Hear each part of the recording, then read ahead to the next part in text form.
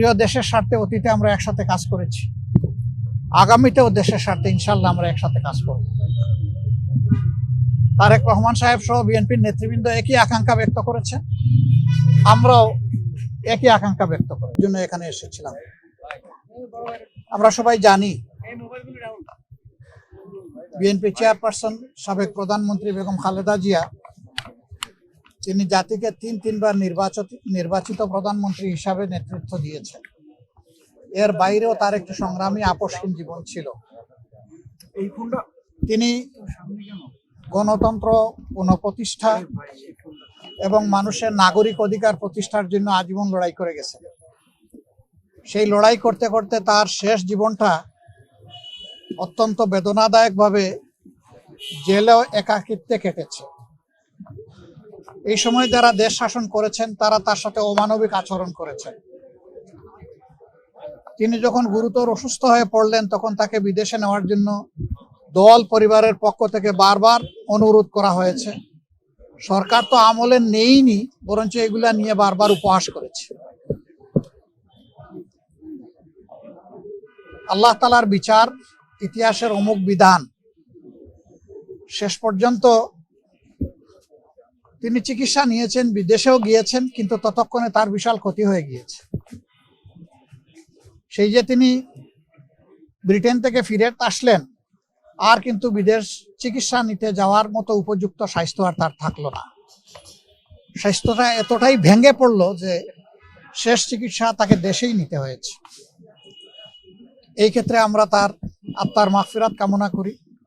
মহান রাব্বুল আলামিনের দরবারে দোয়া করি আল্লাহ তার বান্দির উপরে রহম করুন এবং জান্নাতের সর্বোচ্চ দরজা তাকে দান করুন।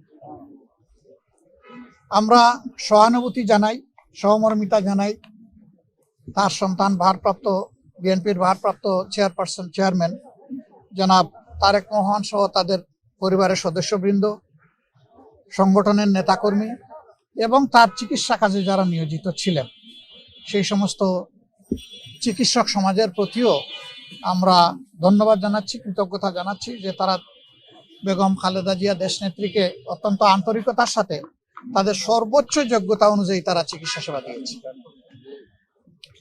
এটা আমাদেরকে অনুপ্রাণিত করে যে ভবিষ্যতে নাগরিকরা এমনটাই আমাদের দেশের চিকিৎসক সমাজের কাছে আশা করতে পারে। তিনি চলে গেছেন ইতিহাসের একটা বিরল সম্মান নিয়ে।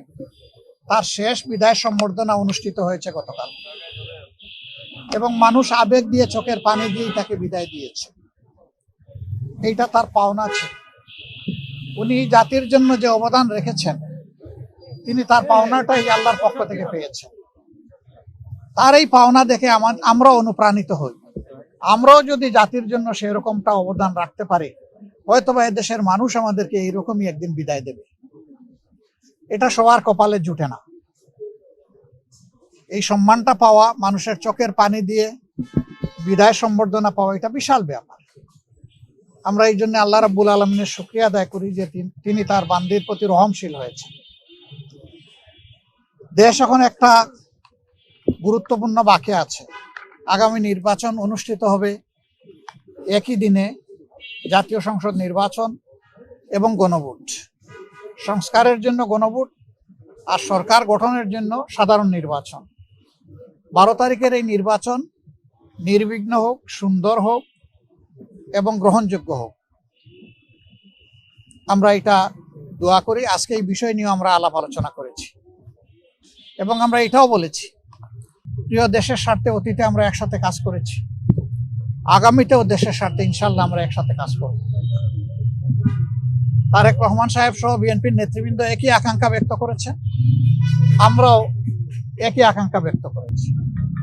এমনকি আমরা এটাও বলেছি যে 5টা বছরের জন্য জাতির স্থিতিশীলতার স্বার্থে একটা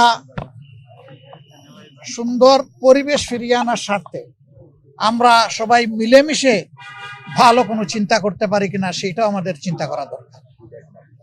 এবং আমরা এটাও বলেছি, নির্বাচনের পরপরই, সরকার গঠনের আগেই আমরা ইনশাল্লাহ বসবো, খোলা মনে কথা বলবো, জাতির জন্য আমরা চিন্তা করব, জাতির জন্য আমরা সিদ্ধান্ত নিব। আপনারা দোয়া করবেন আমরা সবাই যেন ম্যাডাম যে ঐক্যের জায়গাটা পাটাতন যেটা তৈরি করে দিয়ে গেছে, তার উপর দাঁড়িয়ে আমরা যেন আমাদের দায়িত্ব পালন করতে পারি। আপনাদের সবাইকে অসংখ্য ধন্যবাদ।